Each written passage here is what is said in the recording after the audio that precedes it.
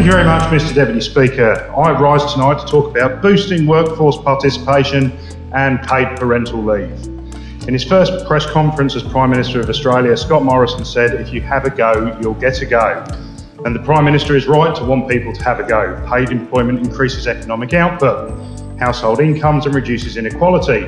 But I echo the comments of some learned commentators that I've mentioned previously. Evidence shows our Prime Minister may have it the wrong way around. If workers are given a fair go, then they are keen to have a go. And I'll again go to the Nordic countries and the work of Professors Andrew Scott, Rod Campbell, Matt Grudnoff and James Fleming. Nordic states generally have a higher workforce participation than we do. The average participation rate is 81.1% compared to our 78.5%. Whilst this reads as small, its real effects are large and make significant differences for particular groups in the workforce, such as women and mature age workers.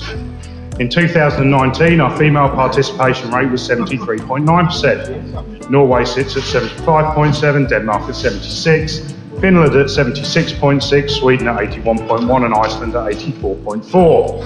And examining the data reveals some interesting points. Australian and Nordic women participate in paid work at similar rates to Nordic women in their 20s. The change comes in their early 30s, the age at which the largest number of families are raising young children, when in our country workforce participation drops by about 2%. Interestingly, the data suggests that Nordic women experience no drop in workforce participation in their early 30s. It's the opposite, with increases between 0.4% and a whopping 5.1% in Sweden. The Australian data seems to show that our highest female participation rate is at 75.9% in late 20s, but never reaches this level again. After this, the highest proportion of Australian women in full-time work is those in their late 40s at 69.4%. By contrast, a high proportion of working women continue in full-time jobs in the Nordic countries until they're in their late 50s and early 60s. The proportion is as high as 90.5% for women in their late 40s in Sweden, which reduces their susceptibility to poverty and housing insecurity in retirement. That can't be seen as anything but exceptionally positive.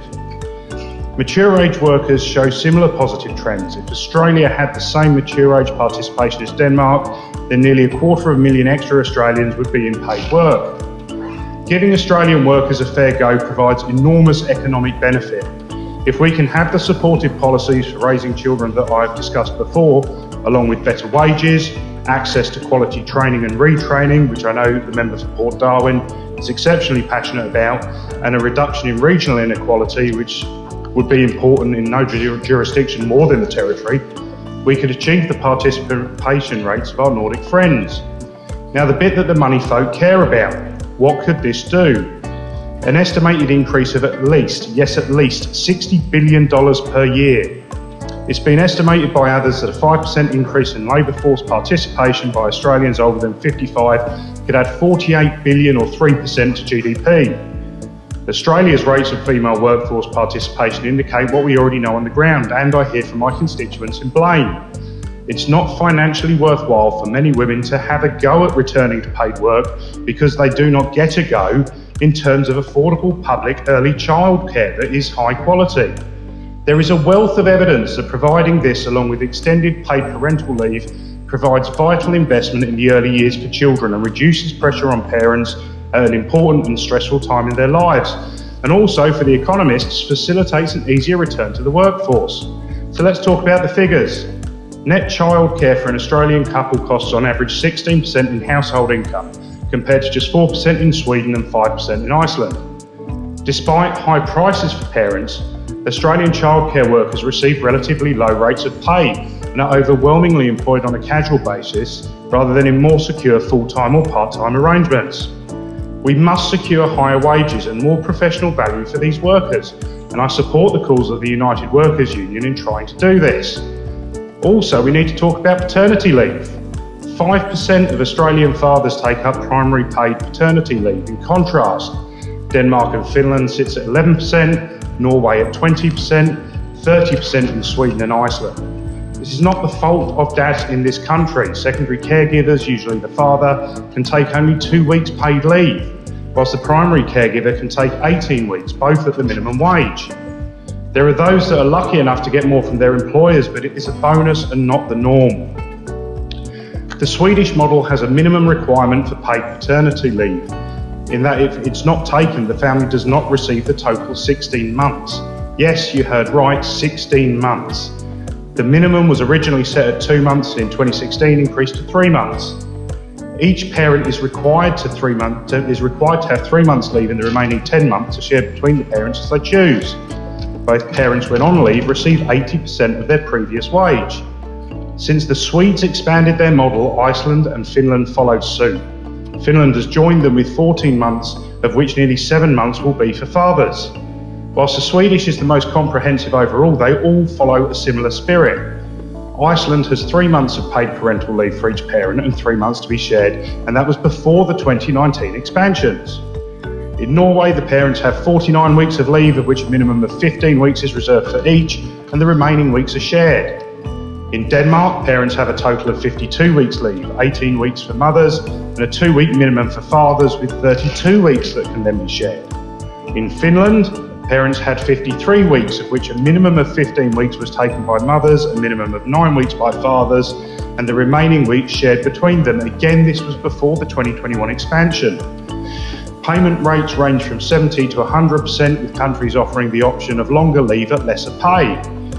How are they funded? Well, partly by government and partly by employers, with the beauty being that the employers see the benefit of retaining skilled experience and valuable employees who return to work appreciative of having such care shown at a massively important time in their lives. The other benefit, apart from it being the generally good human thing to do and the economics, is the positive relationships. Less parental conflict, positive developmental outcomes for children, health gains for fathers, quality of relationship benefits for the family unit, and the Swedish and Icelandic experience shows that parents divide work and care much more equally if dedicated father's leave is provided at sufficient payment levels. New research from Iceland showed a huge increase in fathers and mothers who equally share the care of their children at 3 years old. It doubled. It went from 40% to 80% for babies born in 2014, which shows how incredibly effective these policies actually are. And hopefully it's not just a pipe dream. Australian federal politicians have praised the great programs in Nordic countries encouraging men to take a more equal share of childcare responsibilities. And I trust, should we see a federal Labor government, this is something they would consider, as it is well and truly a core Labor value. What Labor have said federally is that they support dramatic increases in paternity leave entitlements, and this should be shouted from the rooftops. And there's been interest again in the Nordic models, and why not? They show so much promise. And I speak about this because it should be bipartisan to show that Australia can take steps towards increasing its present bare minimum leave, and it will provide so much for our communities, be it in Darwin, Palmerston, Katherine, Tennant Creek or Alice Springs. More cohesive family units have so many benefits, and this again goes to a cultural issue. Echoing the comments of the member for Nightcliff, if politicians could show the interest in this that they do in legislating for women's reproductive rights, imagine what we could achieve. The reduction in crime, domestic violence, poverty, inequality, and increases in positivity, happiness, economic benefits and dignity for all. It's a principle that Australians and specifically Territorians would have no difficulty getting behind.